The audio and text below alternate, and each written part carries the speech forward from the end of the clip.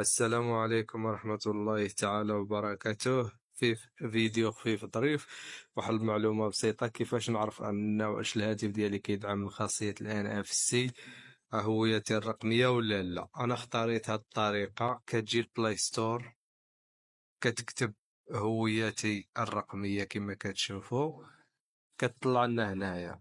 هل تبحث عن هويتي الرقمية؟ هذا التطبيق غير متوافق مع جهازك، ولا كتلقى جهازك لا يدعم هذه الخاصية أو التقنية. كما كتشوفوا هنايا، ها انتم هنا في الأعلى، يعني هذا التليفون ديالي هذا ما فيهش NFC أو هويتي الرقمية.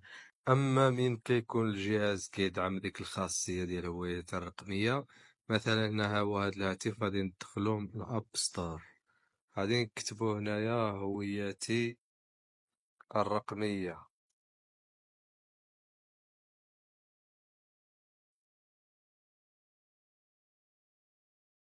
كيطلع لنا هنا كما كتشوفوا التطبيق في الأعلى، هويتي الرقمية. يعني راه عادي كاين في التليفون ديالي، يعني عادي الهاتف ديالي كيدعم خاصية ال NFC. ها نتوما كما كتشوفوا كيعطيك هنا الخيار ديال مادام انا ديجا متيليسارجيه، فراه يعني عندي الحق نتيليسارجيه ولا ندير له تحديث ولا نفتحو ولا فهمتو. هذا اللي كاين، كتلقى هكا عادي. اما من ما كيكونش يعني عندك في الهاتف، راه كما قلنا شرنا قبيله في الاول، يعني كيقول لك جهازك لا يدعم هذا. انا بالنسبه لهذه الطريقه كنخدم انايا بالتطبيق،